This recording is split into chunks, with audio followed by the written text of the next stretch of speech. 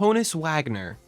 At one point, the most expensive baseball card ever sold was from the best player of the 1900s decade, Honus Wagner. Wagner didn't have a ton of power compared to today's standards, but he won the batting title 3 times in the decade, and since Wagner was playing in the dead ball era, his .501 slugging for the decade was enough to have him win the slugging title in the NL 6 separate times. Wagner had 487 stolen bases over that time period and was considered an elite fielder at shortstop even if he made 700 errors at the position in his career. Wagner's wins above replacement or WAR for the decade was set unbelievably high at 86, meaning he was worth 86 wins above a replacement level player over that decade. And just for a little bit of comparison, Aaron Judge in his 10-year career has been worth a little over 58 WAR. So Honus was almost 30 wins better than Judge over that time period compared to his competition. No one else really came close to Wagner over this time period.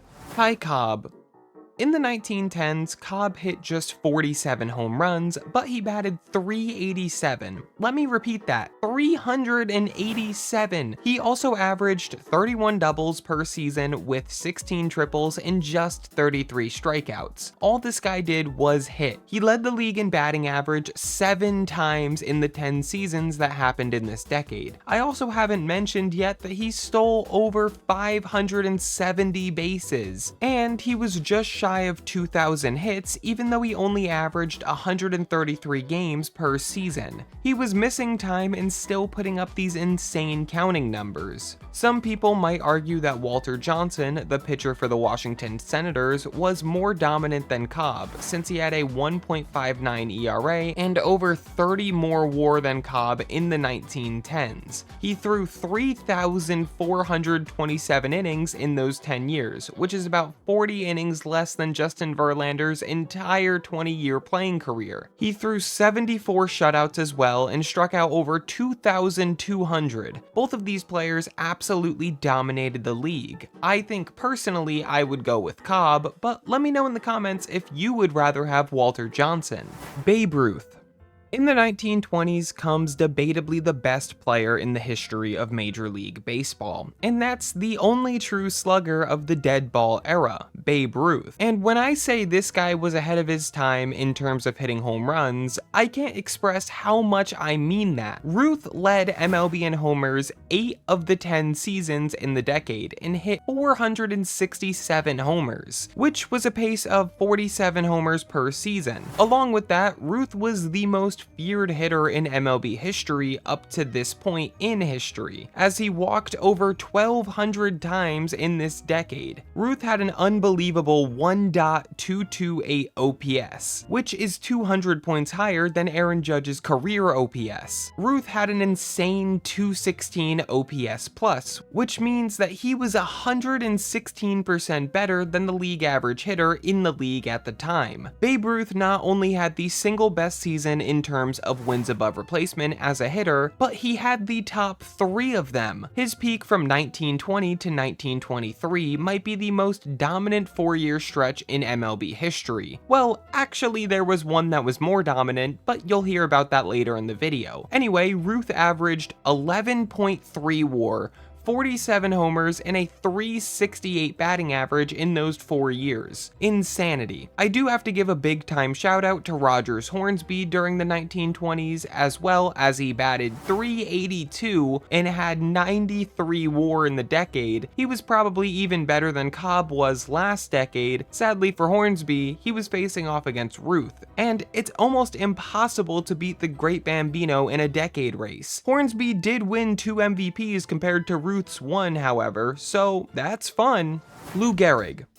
Back-to-back Yankees in early MLB history, and this one is Lou Gehrig, who unfortunately passed away just 2 years after having the most dominant 1930s of any MLB player. Gehrig is honored yearly now on June 2nd, which is the day he passed away, and it is to raise money for ALS, the horrible disease that took Gehrig's life. The most impressive part of Gehrig's 1930s is that the final 2 seasons of the decade were literally taken away from him, as his ALS started to develop and tear apart his body, giving him a below-average season in 1938, at least for his standards, and then limiting him to just 8 games in 1939 before being forced to retire because of the life-altering disease. This is enough horrible talk, let's talk about how good the legendary first baseman really was. Gehrig averaged 182 games per season in the seasons from 1930 to 1938. Yes, that last season includes the one where he was developing the disease. Overall, he batted .344, had a .454 on-base percentage, and walked almost 3 times as much as he struck out. He also hit over 325 doubles and 325 home runs in those seasons, and averaged 151 RBIs per year. Just an incredible decade. Jimmy Fox should also be mentioned, who batted .331 with 415 homers playing for Oakland and Boston, but he just wasn't better than Gehrig, who was the best player of the 1930s. Ted Williams.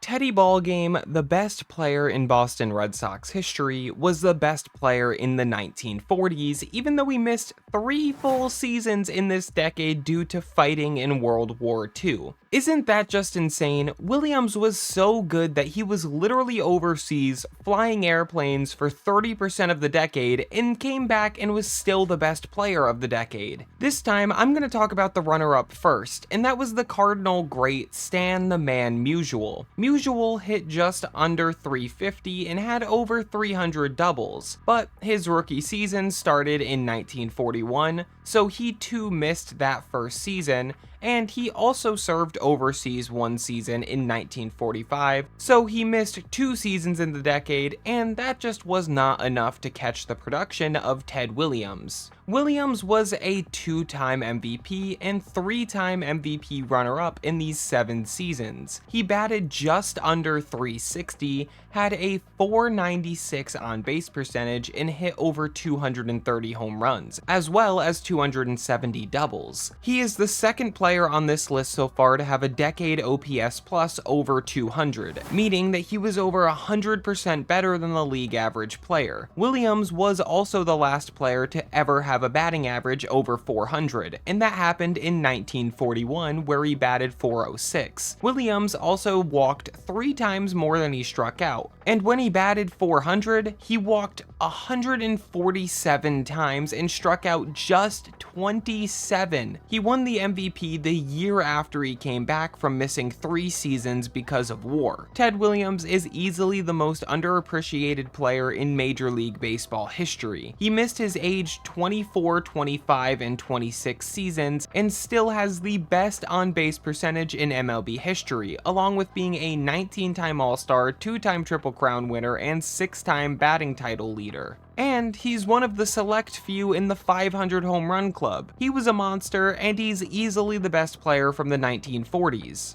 Mickey Mantle. In the 1950s, there was a battle of 2 elite center fielders, but I think we've got to go with the Yankee, Mickey Mantle. There wasn't anyone really in the 1950s that put up numbers anywhere close to the last few decades. However, Mickey Mantle is still one of the game's best players of all time, and the .311 batting average, .425 on base percentage, and .994 OPS for the decade is still incredible, of course. But when you compare this to the last few decades, it's just not quite as good. He was an All-Star 9 of the 10 times, a 2-time MVP, and hit 280 home runs, with just as many walks as strikeouts. The other player in contention here is Willie Mays from the Giants, but Mays' prime was in the middle of 2 different decades. His peak started in 1954 when he came back from military service and carried that prime until 1965, where he hit 481 homers in that stretch. He was also an All-Star every single season of that stretch and won 9 Gold Gloves, 115 WAR, and just a few points lower than a 1. OPS. Mays unfortunately was sitting in the middle of 2 decades, so he never had the single best decade, but he's 100% one of the best 10 players in MLB history, and I really had to give him some credit. But the winner of the 1950s is Mickey Mantle. Hank Aaron.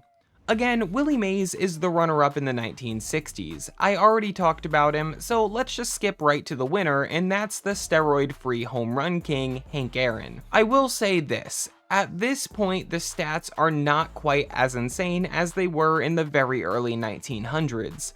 But that's just because of era changes. Hank Aaron was worth over 80 WAR and hit over 370 homers in this decade. He never won an MVP during this time period, but he was consistently mashing, with just one season under 29 homers and 5 seasons with over 40. And this decade consisted of half of his career 755 home runs. It would be almost impossible to make the case for anyone else in 1960s other than the Hammer and Hank. Joe Morgan. In the 70s, the two best players were probably two Cincinnati Reds, but I think the 9-time All-Star and 2-time MVP in the decade has to be the king of the 1970s, and that's Joe Morgan. If you include the fact that Morgan played second base throughout his career, which is historically the weakest hitting position on the diamond, his numbers look even better than they would normally. The first two and the last 2 years of the decade were less than stellar, although still solid, but the 6 middle years were elite for Morgan. In those years, he batted .301 and had a .924 OPS. His 2 MVPs came in this stretch as well. He also won 5 Gold Gloves and stole 360 bases with a .159 OPS+. He also won back-to-back World Series in this stretch, and although Johnny Bench was also a part of those 2 World Series winning teams, I think his stats were slightly worse. He was also a 2-time MVP winner over that stretch, and he was a catcher who won 8 Gold Gloves and hit just under 300 homers in those 10 years. And he's widely considered the best catcher of all time, and this was his best decade, so it was definitely a close decision in my eyes. Let me know if you'd prefer Morgan's or Bench's 1970. Comment it, let me know. Rickey Henderson. The king of the stolen base stole 838 bases in the 80s, which is simply unbelievable. He had 3 seasons with over 100 stolen bases and walked significantly more than he struck out.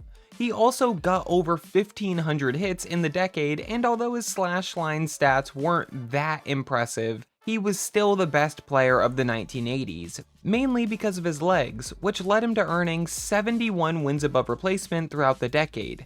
This was also a great decade for Nolan Ryan, as he threw over 2,000 innings and had just over a 3-decade ERA, as well as striking out over 2,100 batters, but I'd have to call Rickey Henderson the king of the 1980s. Barry Bonds. For my money, the single best player in MLB history comes in at the best player from the 90s. What makes Barry Bonds so insane is the fact that his 4 best career seasons didn't even come in the decade he was the best player for. Those all came in the 2000s. Barry is the first 80 WAR decade in a while, as well as being an 8-time Gold Glover, 3-time MVP, hitting 361 homers, 300 doubles, 343 stolen bases, batting .302 with a 1.36 OPS, and truly being one of the most well-rounded players in the history of the game throughout this decade. Bonds also walked over 1,100 times and quickly became the most feared hitter of MLB's infamous steroid era. I gotta quickly talk about Bonds from 2001 to 2004 because it's easily the best 4-season stretch in MLB history, and it was Bonds' age 36 through 39 season, so he was an old man. He collected over 43 WAR, batted .349 with an otherworldly .559 on base percentage and 1.368 OPS, which is almost impossible to explain just how good that is. He walked 755 times in those 4 seasons, including 288 intentional walks. And even with all of those pitchers pitching around him, he still averaged over 50 homers a season with over 200 total, and broke the MLB home run record for a single season. I mean, this stretch will truly never ever be topped. It's actually just insane how afraid teams were of Bonds. Albert Pujols. I just talked about how good Bonds was in the 2000s, but he didn't really play much past 2004. So I can't say he was the best player of the decade. That honor is going to go to the Cardinals slugger, Albert Pujols. He had probably the best start to his career that any right-handed hitter in MLB history has ever had. Pujols was a rookie in 2001, so he missed the 2000 season, but that didn't stop him from putting up over 73 WAR, 378 doubles, 366 homers, and batting .334 with a .427 on-base percentage. He won 3 MVPs and had one of the best postseason series in MLB history in the 2004 NLCS to make sure that his team would make it to the World Series. In the 7 games, he hit 4 homers and went 14 for 28 with just 3 strikeouts. He was absolutely incredible. Mike Trout.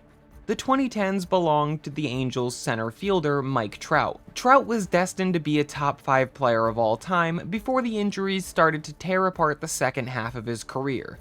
But before that was the 2010s, and this was Trout's decade. Trout was worth 72 WAR, won 3 MVPs, and was the runner-up 4 times, and he didn't even play until 2010, and his 2011 season was his rookie season where he played just 40 games. So in 8 full seasons, he came top 2 in MVP 7 times. The season where he wasn't top 2, he came 4th, so clearly he was terrible that season. 305 average, 419 on base, 200 stolen bases, 285 homers, 251 doubles, almost 50 triples, and an exactly 1. OPS. What wasn't Mike Trout doing in the early 2010s? He also had multiple of the best home run robberies in MLB history during this decade. And that doesn't add too much to his overall value, but it's awesome and I wanted to mention it. Clayton Kershaw had one of the best pitching decades ever, winning 3 Cy Youngs and an MVP, and Miguel Cabrera had back-to-back MVPs and won a Triple Crown in the 2010s.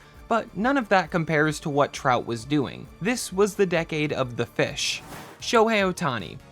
And last but not least, we have the 2020s, and so far this has been the unicorn's decade. The pitcher version of Ohtani has been one of the best pitchers in baseball in the 2020s, even if it was only for 3 of the 5 seasons so far. He has a sub-3 ERA, and in his 2022 season, he had a 2.33 ERA and came 4th in Cy Young voting. The other 3 full seasons that were not the 2020 COVID season were all MVP wins for Ohtani, and one of them he created the 50-50 club, which consists of 50 stolen bases and 50 home runs. That had never been done before. He is the only player in MLB history to do that, and again, he's one of the best pitchers in baseball. He has also hit 208 home runs in these 5 years. Now, let's look at Judge. Judge has won just 2 MVPs this decade so far in the 5 seasons, instead of Ohtani's 3. So basically I'm saying he sucks. Just kidding, of course. Judge has 230 homers, which is more than Ohtani's 208. But again, Judge doesn't pitch.